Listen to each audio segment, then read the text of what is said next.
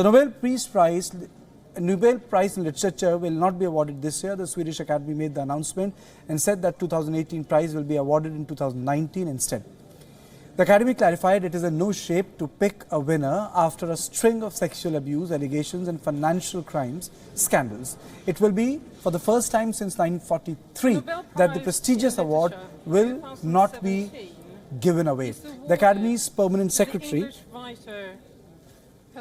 Anders Olsen, in a statement said, and I quote, "We find it necessary to commit time to recovering public confidence in the Academy before the next laureate can be announced. The Academy is acting out of respect for previous and future literature laureates, the Nobel Foundation and the general public," unquote.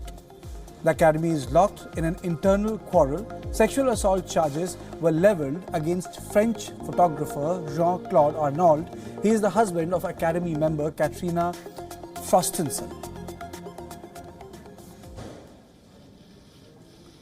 And on this issue, I am joined by my colleague Aisha Sindhu from the newsroom. Aisha, tell me, was this decision coming? Was it much anticipated, or it's a sudden decision which has taken everyone by surprise? The former, Kartikeya, most definitely. It has been a long time coming. There have been allegations, of course, levelled against the photographer Jean-Claude Arnault, who happens to be the husband of one of the members of the Nobel Laureate Committee. And these allegations date back to 2013 to 2015, where 18 women had accused the photographer and cultural icon of sexual assault. Now, the Academy has been accused of dragging its heels on the issue of not having an open-ended discussion on how, or rather an open discussion on how exactly to deal with this issue. Let's not forget, this also comes in light of the Me Too movement. There have been multiple, demonstrations that have been carried out across the world on the impunity with which sometimes sexual offenders get away with things, especially if they are in the public limelight. So it has been a decision a long while coming, and I should add that this isn't the only reason why this decision was taken by the Nobel Academy. Additionally, there have been charges also against Arnault of leaking names of possible winners in a betting sort of scandal associated with the Literature Prize. So keeping all of this in mind, the Academy, for the first time since World War II, has decided to allow for the announcement of 2 winners next year.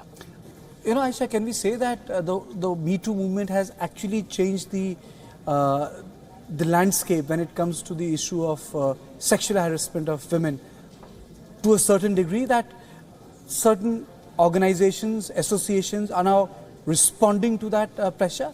Absolutely, and I should say men and women, Kartikeya. It's not just women who've come forth with stories of sexual exploitation at the hands of powerful people.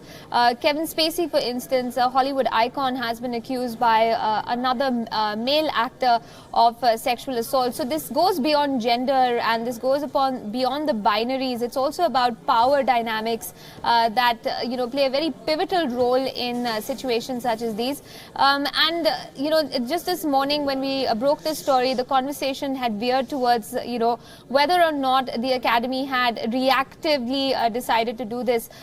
In my humble opinion and, understanding of this situation, it seems like the Academy is taking proactive steps because it wants to restore the prestige, the honor associated with the Nobel Peace Prize. Let's not forget, it is a matter of great prestige for the Swedish people themselves. It's not just about the Academy. It's also about how the Swedish people look at the prize and the fact that they are part of a system that endows, the excellence in different arts and sciences. So it's also about preservation of history and of the prestige of this award. Thank you, Aisha. Thank you so much for this perspective on this issue. The fact of the matter is that yes, the world has actually reacted, and certain powerful organizations actually reacted after the Me Too movement gained momentum in Europe and in America.